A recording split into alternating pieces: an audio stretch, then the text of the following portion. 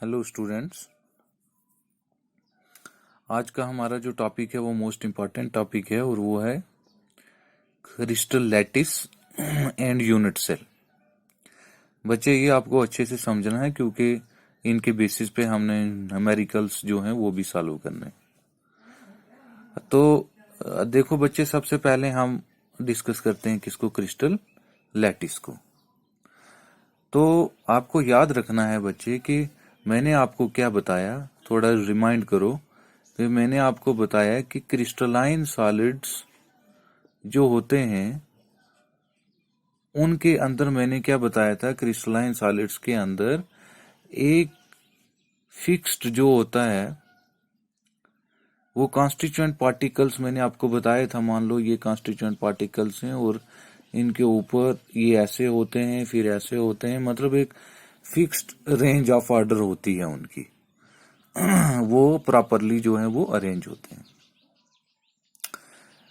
लेकिन जब हम इसकी ज्योमेट्री की बात करते हैं तो आपको याद रखना है कि क्रिस्टल लैटिस जो है ये रिप्रेजेंट करता है कि हमारे क्रिस्टलाइन सॉलिड की ज्योमेट्री कैसी है। ठीक है। और फिर आपको याद रखना है कि क्रिस्टलाइन सॉलिड जो होता है उनकी जो शेप होती है वो क्यूब शेप्ड होती है। क्यूब में क्यूबाइडल भी हो सकती है। आपने जैसे 9th में मैथमेटिक्स में मेंसुरेशन में पढ़ा कि हेक्सागोनल भी हो सकती है, लेकिन बेसिकली क्यूब हो सकती है।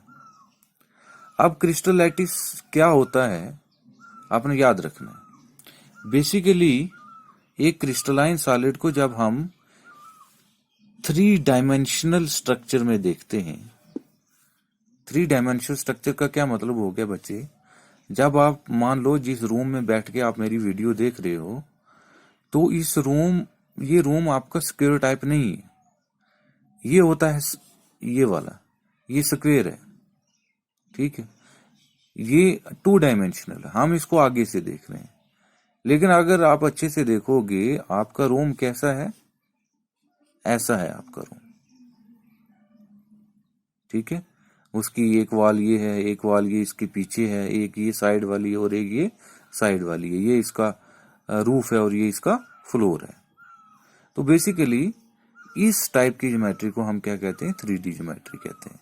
मान लो ये आपका पेन है, तो इस पेन को अगर आप देखोगे तो इस पेन की एक वाली साइड ये है, एक वाली साइड ये है, एक वाली साइड ये है, एक वाली साइड ये है, एक ऊपर हो गई और एक नीचे होगी, तो इसको हमने 3D कहा। लेकिन अगर हम सिंपल इसको ऐसे देखेंगे तो ये क्या है, 2D है, 2 डायमेंशनल। अब देखते हैं हम क्रिस्टल लैटिस होता क्या है। तो बच्चे आपने अच्छे से याद रखना है, ये मैंने पहले इसलिए नहीं ड्रा किया है कि मैं आपके सामने ड्रा करूं और आपको ड्रा करना भी आ जाए। बेसिकली क्या होता है अच्छे से समझना है। ये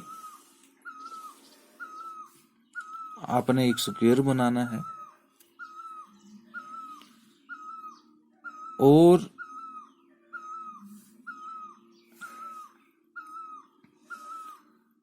ये आपने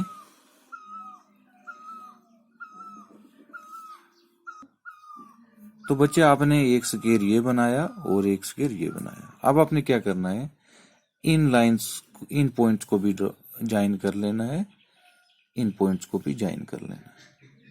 अच्छे से समझना और हर एक पॉइंट को समझना है। इसको आपने ज्वाइन कर लिया, इसको आपने ज्वाइन कर लिया। ठीक है, अब आपने क्या करना है कि हर एक पॉइंट पे याद रखना है, ये जो मैं डॉट शो कर रहा हूं ये होते हैं कॉन्स्टिट्यूएंट पार्टिकल्स। ये क्या होते हैं, कॉन्स्टिट्यूएंट पार्टिकल्स। और मैंने आपको बताया कि कॉन्स्टिट्यूएंट पार्टिकल्स दैट में बी एटम, मॉलिक्यूलर, आयन, शुरू से हम पढ़ रहे हैं। ठीक है, ये हमने इन डॉट से रिप्रेजेंट किया। ठीक है, फिर आपने हर एक के सेंटर में एक डॉट और ड्रा करना है और इनको ज्वाइन कर लिया। फिर आपने यहाँ पे एक डॉट ड्रॉ किया, यहाँ पे ड्रॉ किया, यहाँ पे ड्रॉ किया और तीनों को कंबाइन कर लिया। फिर आपने क्या किया, ये मैं आपको इसलिए बता रहा हूं कि आपको ये बनाना भी आ जाए।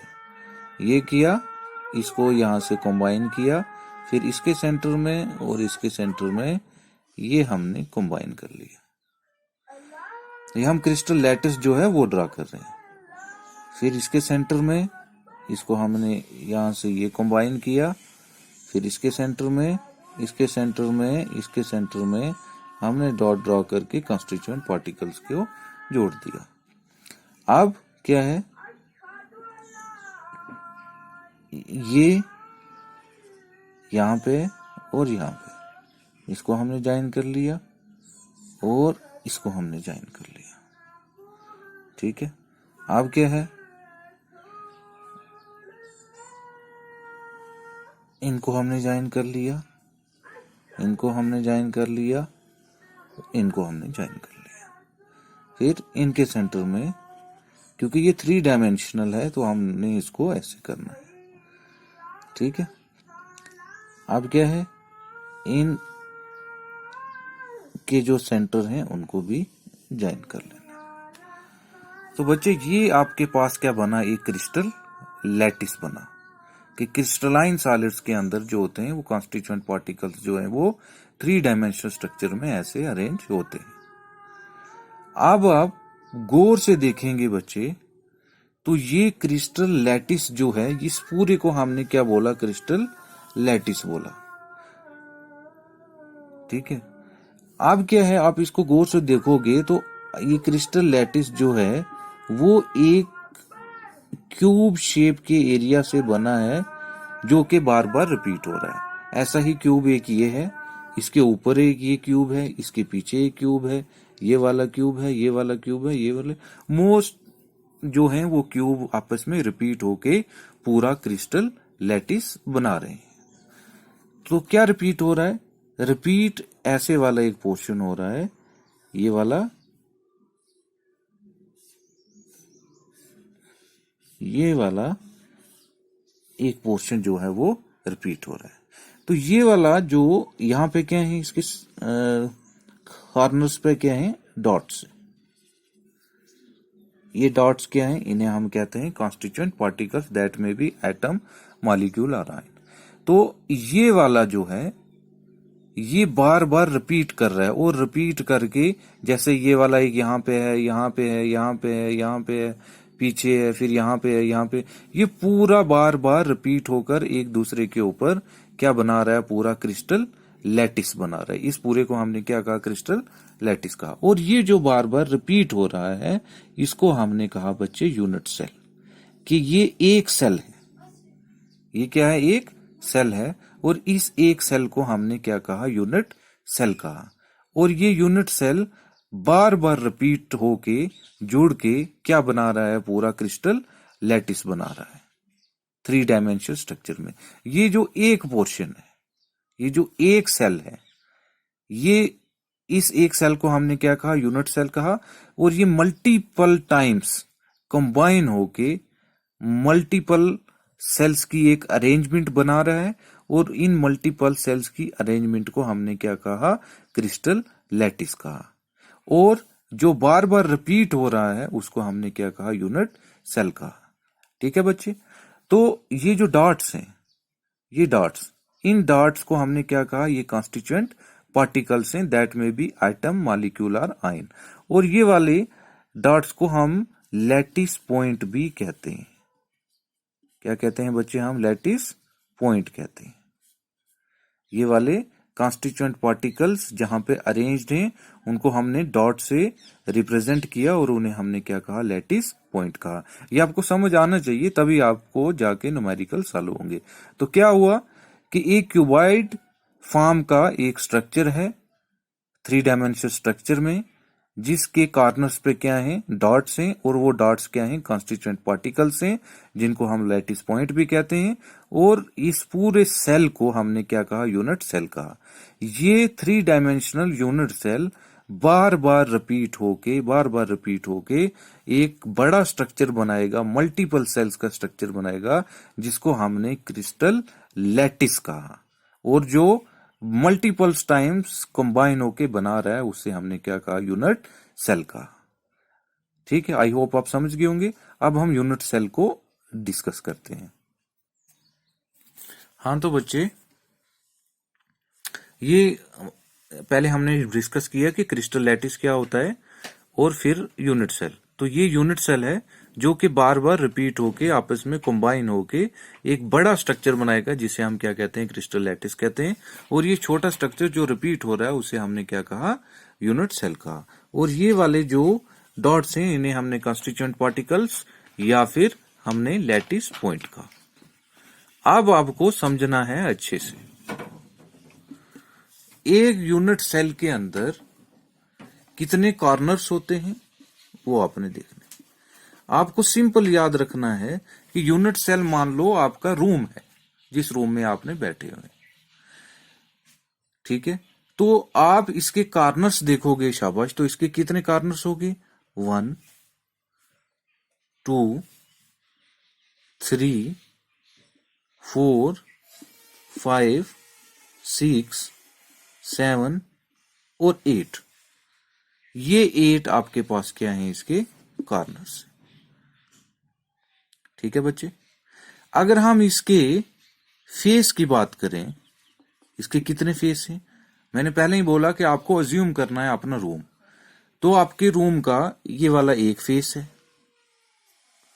मतलब रूफ, ये फ्लोर 2, ये साइड वाली वॉल 3, ये साइड वाली वॉल 4, ये आगे वाली वॉल आपकी 5 और ये पीछे वाली वॉल आपकी 6। याद रखना ये 3 डायमेंशनल स्ट्रक्चर है, तो ये एक आगे है और एक पीछे है। तो इसके फेस कितने हुए बच्चे, 6 फेस हुए।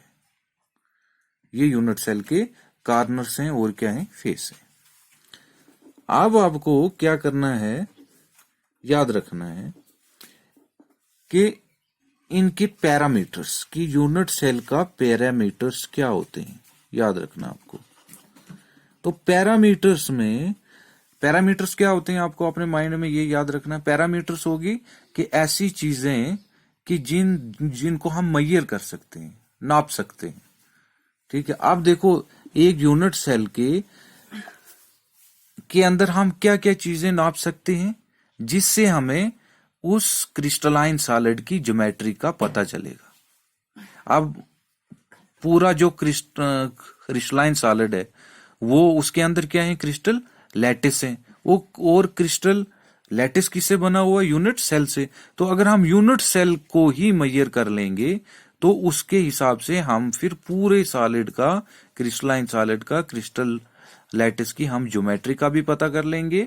और है तो क्यूब फॉर्म में, लेकिन क्यूब में क्यूबाइडल हो सकता है, हेक्सागोनल हो सकता है, जैसे कि आपने 10th में मेंसुरेशन में पढ़ा।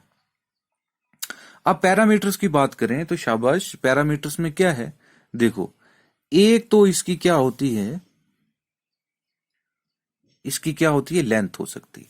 अब देखो, या तो ये लेंथ हो सकती है या फिर ये लेंथ हो सकती है। इनमें से एक लेंथ होगी और एक ब्रेड्थ होगी, एक लेंथ होगी और क्या होगी, एक ब्रेड्थ होगी। तो ये हमारे पास ए है, ये क्या है हमारे पास, बी है, और ये हमारे पास हाइट है, जिसको हमने क्या कहा, सी कहा।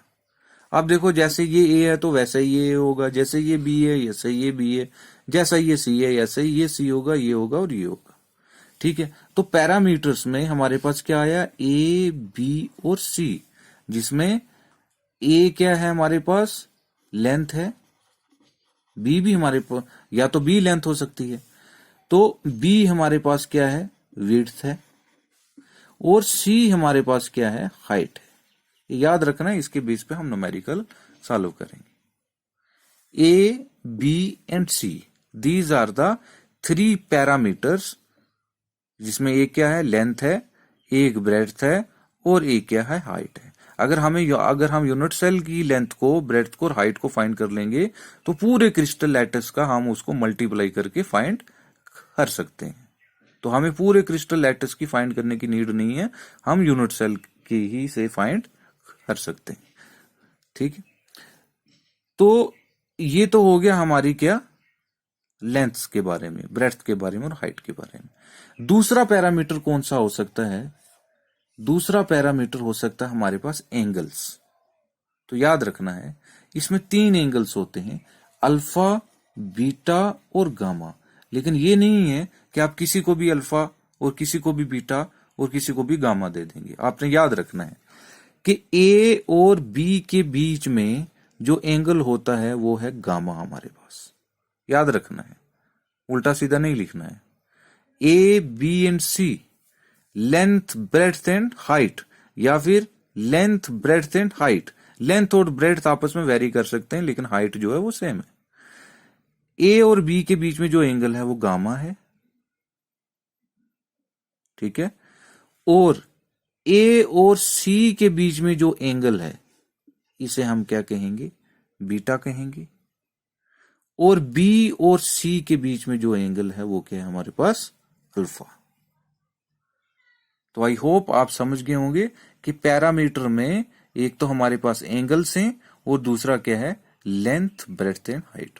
और इसकी यूनिट सेल की ये पैरामीटर्स, प्रॉपर्टीज, ये सब कुछ मैं आपको रिटर्न फॉर्म में सेंड कर रहा हूं। आपको इनको अच्छे से समझना है और फिर कोई प्रॉब्लम होती है तो मुझे पूछ सकते हैं। इसके बाद हम डिस्कस करेंगे कि यूनिट सेल जो होते हैं ये हमारे पास कितने टाइप्स के होते हैं। लेकिन अभी आपको फिलहाल ये याद रखना है कि ये यूनिट सेल है, इसमें ये इसके पैरामीटर्स हैं और ये इसके जो होते हैं कॉन्स्टिट्यूएंट पार्टिकल्स, दैट में भी एटम, मॉलिक्यूल, सराइन, जिनको हमने डॉट से रिप्रेजेंट किया और इन्हें हम लैटिस पॉइंट कहते हैं। Thank you.